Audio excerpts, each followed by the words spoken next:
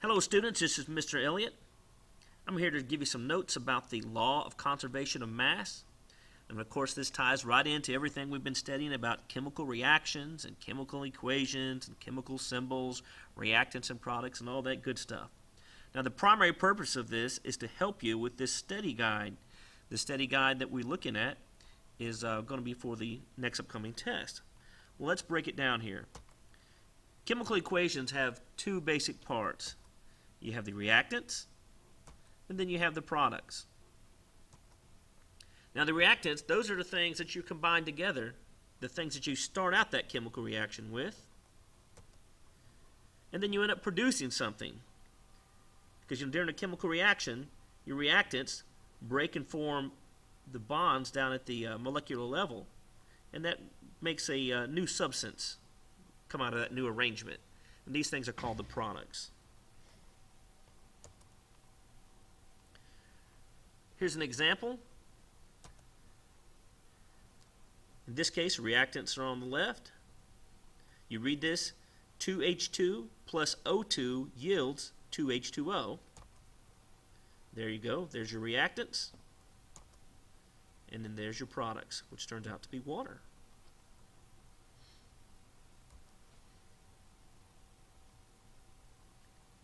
Chemical equations is all about showing us how the chemical reactions actually occur in nature, and they must obey the law of conservation of mass.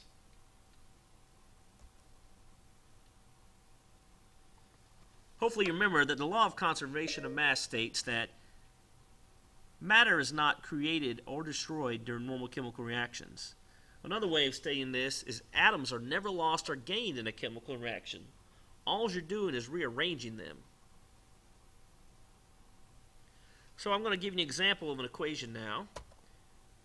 Pay close attention to this one, because this one does not obey the law of conservation of mass. So therefore this is called an unbalanced equation. So here you have H2 plus O2 yields H2O. Now check this out.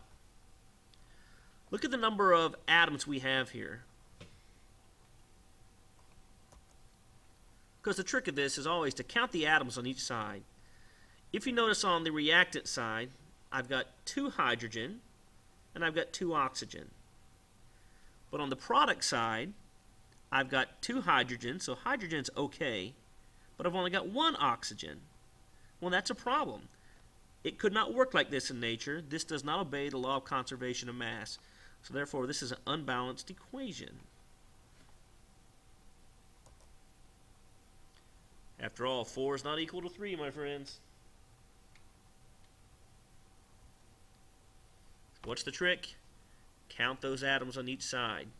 And even if you have other questions on the practice test or study guides, you can, if it doesn't have the atoms laid out like this with the chemical formulas and chemical symbols, we'll just, add up the number of grams or whatever else, add up the mass. If you have, substance A reactant with 5 grams and substance B reactant with 7 grams, well, 5 plus 7 equals 12. And so your product's got to be 12 grams. And if it's not, then it did not obey the law of conservation of mass. Take a look at the study guide in a few minutes and you'll see what I'm talking about.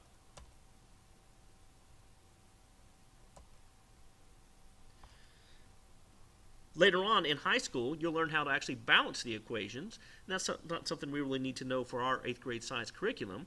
But the whole idea is you got to make sure that you have the same number of atoms on the reactant side and the same number of atoms on the product side, that they match and that they're the same atoms. Because all you're doing is rearranging these atoms in these equations. Now we're going to look at that same equation that we just saw, the one that was unbalanced, and now I've balanced it. The trick is I've added in some numbers that are called coefficients. But ultimately, all we're doing here is you're still just counting the atoms on each side.